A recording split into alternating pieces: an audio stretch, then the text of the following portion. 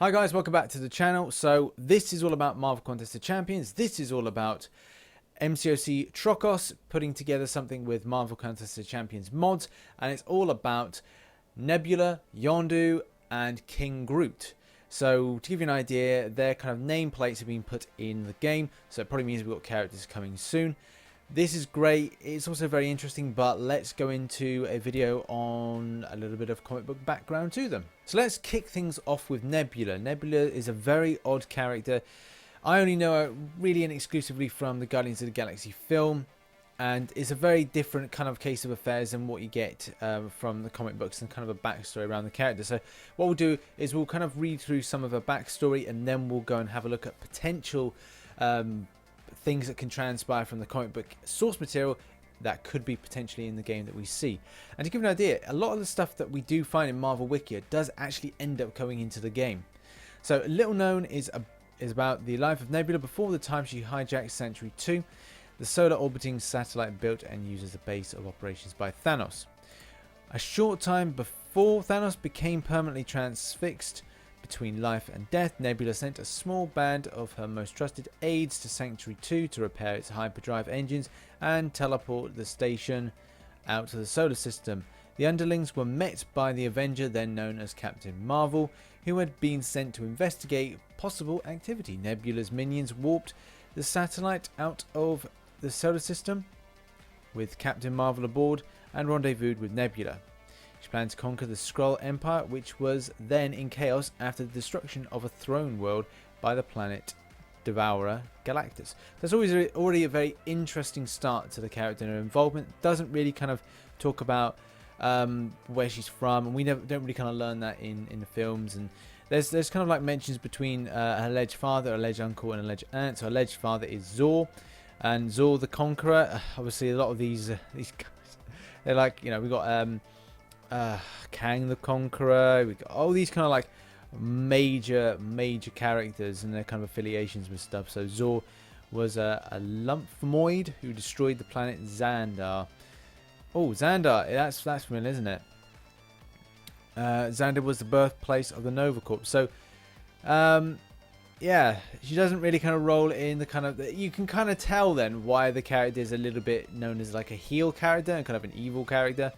Man, she's pretty much involved with the wrong type of people. The next stage is looking at what potentially can go from the source material to the game. And we can start off with here, weapons. Nebula wore wrist blasters that produced blasts of concussive force. So we can see something with regards to like energy blasts that are going to then in some ways cause stun, similar in some ways to characters like Ronan. And well, no, just Ronan, because I suppose that kind of fits in. I suppose you could say with Kang, yeah, Kang, there we go, Kang. But primarily it would be something that you'd expect around the wrists and kind of a firing out motion. Or you're going to see the character with blades, and the character is going to be more of a kind of a cosmic and bleeding champion. That's going to be very, very helpful and effective in some other ways. Will the character get any kind of energy blasting technology? I hope there's kind of a mixture between A and B. So it's not a carbon copy of Gamora, but a character that has kind of a combination of both. So the ability to maybe on one of the L1s or L2s to then switch between using a blade and then firing an energy blast with I don't know, wrist item. But as we don't see it in the movies, it's hard to kind of like say, well, will it come into the game? I would hope that it would. Superhuman Strength. She possesses an ability to lift weights ranging from 800 pounds to 25 tons. Wow. Superhuman durability. Due to her superhuman strength, she has possessed a very potent superhuman durability. Her muscular tissues are stronger than a human's. Well, as well, we could say that because she's technically a cyborg, and we have seen it, like, would she be able to kind of regenerate? Would there be something with regards to, like, would she be able to produce any kind of shock? Not really kind of like certain on this. It's hard to kind of take a character that has a very kind of diluted and mixed fighting ability. What we know to be is blades, fighting skills, and well, to a degree using kind of like energy pulse weapons or things like that. what will she get? Will she get scaled down a bit like Gamora would be, or are we going to see something that's more in keeping with a character that is to use energy weapons and also applying stuns, or maybe some new type abilities? Maybe that should she get regeneration? I doubt it. I doubt we'd see that based on that. There could be some kind of like cybernetic kind of thing that's going to then increase her power for some reason, like a power overload or something like that, with regards to like a cyborg type abilities. Nebula is highly skilled in military strategy, space warfare, leadership, astronavigation, and yada yada. She's a skilled hand-to-hand fighter. Obviously, we're going to see that. There's no doubt in that. Strength level. Her official Marvel Power Grid rating is 4. Indicated that her strength is... Yeah, we've touched on that. So, I don't expect this character to be a very kind of highly powerful character. I think that she's going to be a kind of a standard one, similar to Gamora, but have a few other different abilities that Gamora does not. Yondu is very different, and it will be quite interesting to see what kind of style they kind of give for the character coming in. We are used to this particular look. Obviously, we've seen him in the films, and he's a bit more scaled back. Granted, in Guardians of the Galaxy 2, we can get more of a kind of defined, quiff hawk. And that is going to be really decent. Obviously, we don't see him use a bow and arrow, but that's based on the fact that back in the day with the comic books, he was a game hunter and is a very primitive nature. So obviously, being a game hunter and being skilled with an arrow and bow is very, very important. As most stories go, there's something that comes and changes a few things on his home planet, and then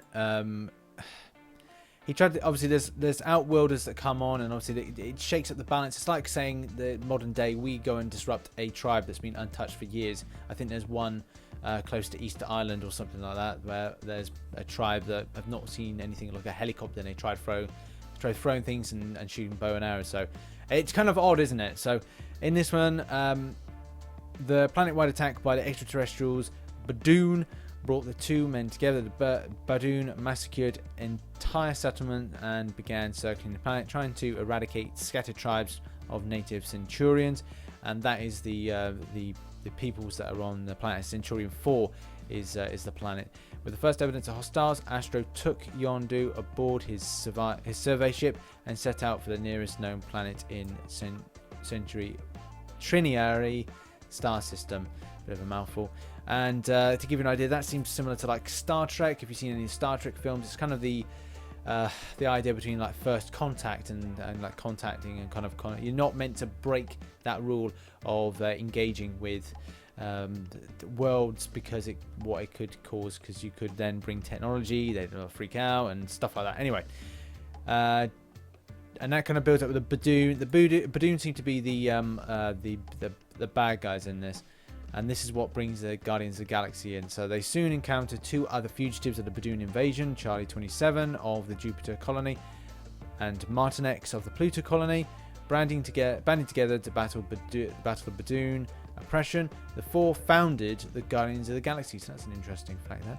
For the next few years, the four survivors attacked the Badoon's outpost in the solar system, being one time assisted by Captain America and Sharon Carter, of all people, with the aid from time-traveling defenders. See, the comic books are so strange. They managed to repel all the Badoon from Earth's dominion.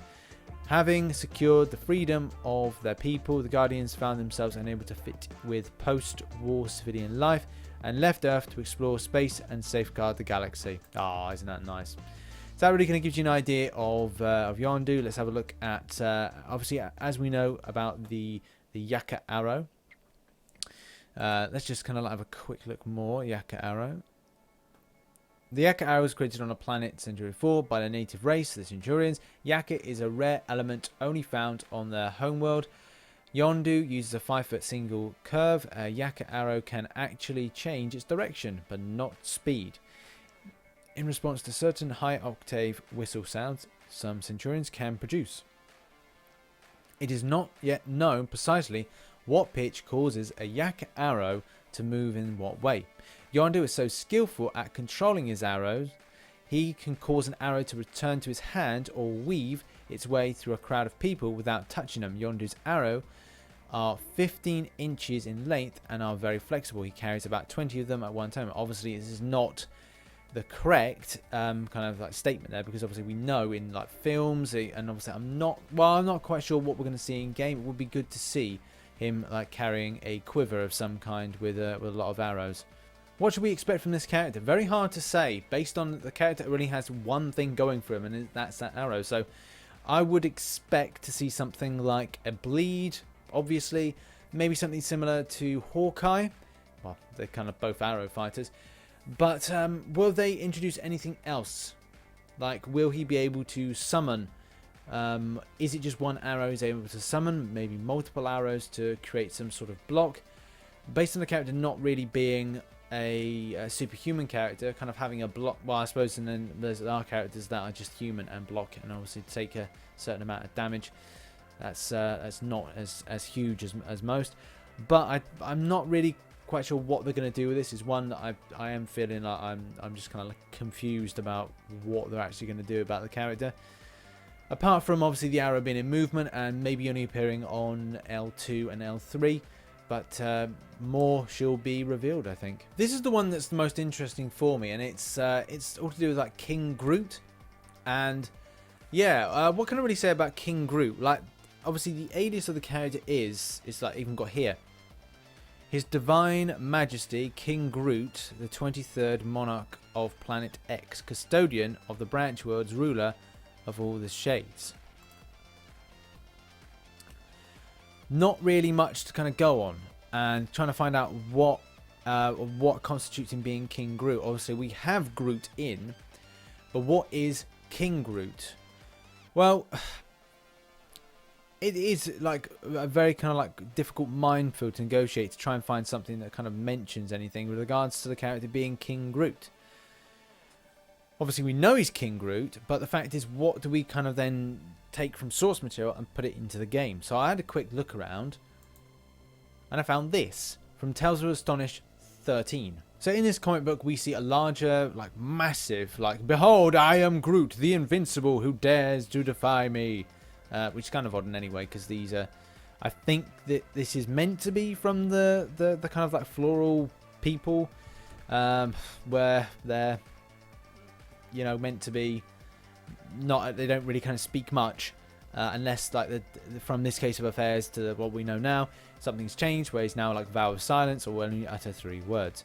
It's only when we come down here that we kind of get any kind of idea about what is going on. So we've got this kind of like this scene here, giant alien who emerges from the glowing spacecraft. It's not made of wood. He can assimilate it to grow larger and more powerful. He sucks up lumber, barrels, fences, ventriloquist dummies, pirate peg legs, those little golf tees, jumping games you get on the table at the Cracker Barrel restaurants. Right, anyway, but the point is at this part here, talking why that alien even stole Snoopy's doghouse.